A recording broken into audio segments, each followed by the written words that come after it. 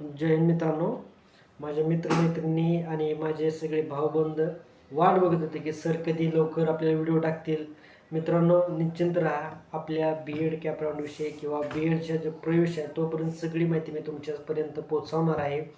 काही माझ्या इंटरनल रिझनमुळे मी काही दिवस व्हिडिओ टाकलेला नाही आहे. पण मित्रांनो, आता माझं मी कामातून ते पूर्णपणे असा अलिप्त राहिलेलो आहे, त्याच्यामुळे तुम्हाला मी व्हिडिओ प्रोव्हाइड करीन. तर सगळ्यात महत्त्वाचं म्हणजे काल जे ज्या मित्रांनी माझ्या फर्स्ट राऊंडसाठी आणि सेकंड राऊंडसाठी जे फॉर्म भरलेले आहेत त्यांचं अलॉटमेंट लेटर हे काल 5 नंतर CET सेलनं जाहीर केलेलं आहे. तर सर्वप्रथम मित्रांनो, मला तुम्हाला नम्र विनंती करायची आहे. मित्रांनो, तुम्हाला बी एडसाठी किंवा कोणतेही इत्थंभूत माहिती घेण्यासाठी किंवा त्याच्यासाठी आपण जे काय प्रयत्न करणार आहे त्याच्यामध्ये तुम्ही पहिल्यांदा तुमचे जे डॉक्युमेंट आहेत त्याची रिक्वायरमेंट तुम्ही व्यवस्थितपणे केली पाहिजे. आज मी एक काळजीपूर्वक गोष्टीवर व्हिडिओ बनवत आहे. मित्रांनो, व्हिडिओ स्किप करू नका, कारण जे मला तुम्हाला सांगायचं आहे ना ती गोष्ट पुढं आहे आणि मी एकदम एकदम असं म्हणजे लिंक पद्धतीने तुम्हाला सगळ्या गोष्टी मी सांगत जाणार आहे. त्यातील सगळ्यात पहिल्यांदा मित्रांनो, आपले जे मित्र आहेत त्यांना मी पहिली सूचना हे करतो की ज्या मित्रांना आता जो राऊंड अलॉटमेंट भेटलेला आहे राऊंड कॅप राऊंडच्या फर्स्टचं आणि ज्यांना कॉलेज भेटलेलं नाही, मित्रांनो नाराज होऊ नका किंवा टेन्शनही घेऊ नका. प्रत्येकाचं वेगवेगळ्या क्रायटेरियानुसार कमी जरी मार्क असले तरी ॲडमिशन होऊन जातं.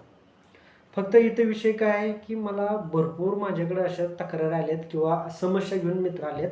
एका मित्राने मला मेल केला की सर, मी ॲडमिशनला माझा म्हणजे आजचा जो राऊंड आहे त्याला माझा नंबर लागला आहे, मला कॉलेज बी हवं ते भेटलं आहे.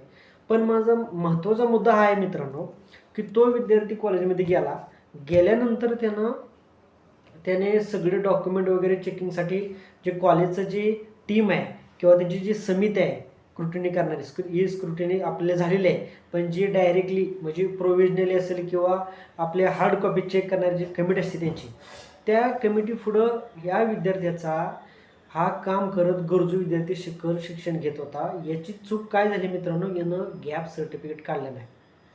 गॅप सर्टिफिकेट न काढल्यामुळं त्याचा प्रवेश मित्रांनो आता रद्द होऊ शकतो.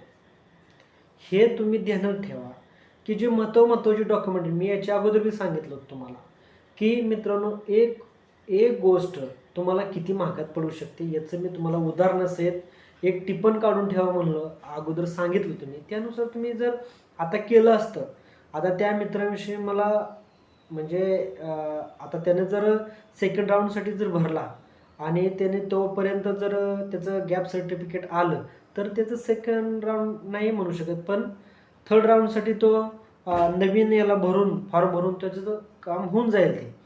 पण सगळ्यात महत्त्वाचं म्हणजे त्याचं जे अलॉटमेंट असेल की आज जी होणारी त्याचे कमी वेळात जी काम होते ती वेळ वाढल्या ना मित्रांनो, किंवा त्याला मनस्ताप वाढला, ही तुम्ही बारीक शिरीक ज्या गोष्टी आहेत ना ती ध्यानात ठेवा.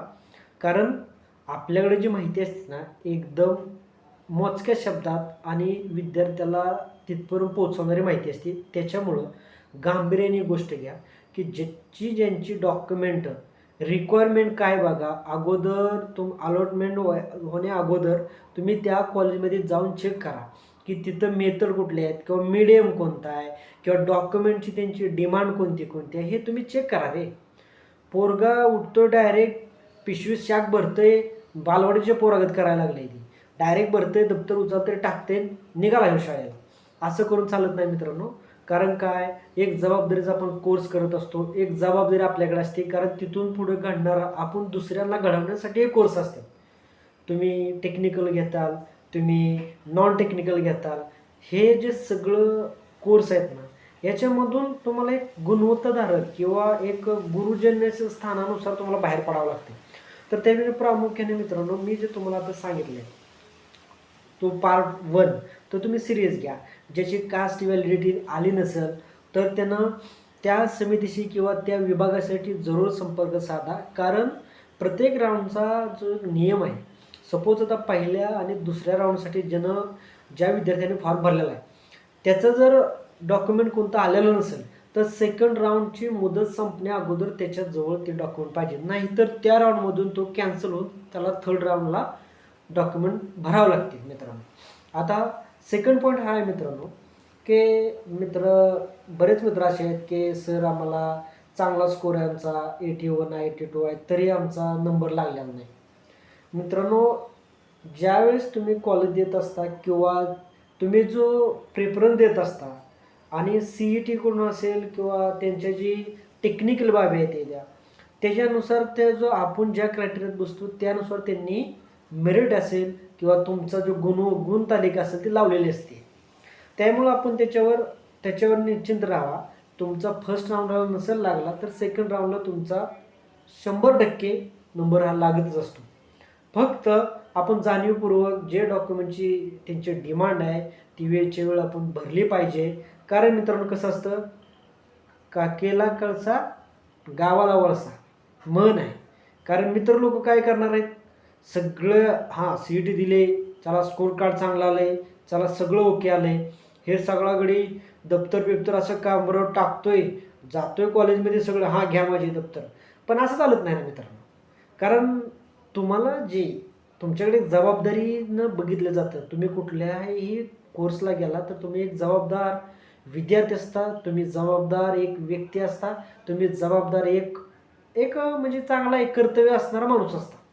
त्याच्यामुळं आपल्याला आपली जी कर्तव्य आहेत ना ती व्यवस्थित पार पडली पाहिजेत. माझा सांगण्याचा उद्देश एकच आहे. आज जे 22 तारखेपासून BEdच्या फर्स्ट राऊंडसाठी जे अलॉटमेंट झालेले आहेत कॉलेज, मित्रांनो वेळच्या वेळेत जाऊन 25 तारखेच्या आत आपलं ॲडमिशन करून घ्या. कारण काय होतं, काही विद्यार्थी चला टायमिंग आहे, आज करू उद्या करू होईल, आळशीपणा सोडा आणि आपल्या कामाला पहिलं प्राधान्य देऊन पुढं चालत राहा. मित्रांनो, वेळोवेळी मी तुमच्यासोबतच आहे. माझ्या ज्या चॅनलवरती माझा जो मेल तुम्हाला दिसत असेल, तुमचे कोणतेही क्वेरी असतील तुम्ही त्याच्यावर कमेंट सेक्शनमधून मला कमेंट बाबतीत तुम्ही प्रश्न विचारू शकता किंवा कुठल्याही समस्या बाबतीत तुमचा जर कुठली क्वेरी असेल मित्रांनो, बिनधास्तपणे तुमचा एक दोस्त म्हणून, शिक्षक हा बाजूला सोडा माझ्यापेक्षा, पण एक दोस्त म्हणून, एक चांगला फ्रेंड म्हणून किंवा एक समस्या सॉल्व्ह करणारा एक माणूस म्हणून मी काही गोष्टी हसण्याच्या दृष्टिकोनात माझे मित्र म्हणत असतील सर आज जरा जास्त तापलेत. मित्रांनो, तापण्याचा उद्देश एकच आहे की इथं प्रत्येकजण आपली गुणवत्ता सिद्ध करून आलेला असते आणि गुणवत्ता सिद्ध केल्यानंतर जर आपले डॉक्युमेंटच पूर्तता आपण करू शकत नसेल तर त्याचा काय उपयोग नाही ना रे. त्याच्यामुळं आपले डॉक्युमेंट वेळेत पूर्ण करा. आपल्या आईवडिलांनी आपल्याला म्हणजे सगळ्या गोष्टी प्रोव्हाइड केल्या असतात, त्यानुसार आपण प्रत्येकानं वेळ घालवली असती. इथपर्यंत येण्यासाठी तुम्ही एकाएकी आलेला नसता, याच्यामागं भरपूर तुमचं कष्ट असतं. त्यामुळं मित्रांनो, हा मित्र तुमच्यासोबत आहे. तुमच्या ज्याही समस्या असतील ते मला कमेंटमध्ये जरूर कळवा. मी त्याच्यावर व्हिडिओ नक्कीच बनवीन आणि आपलं ॲडमिशन जरूर करा. सेकंड ज्याला लागलं नसेल त्याने निश्चित राहा, कुणी नाराज होऊ नका. धन्यवाद मित्रांनो.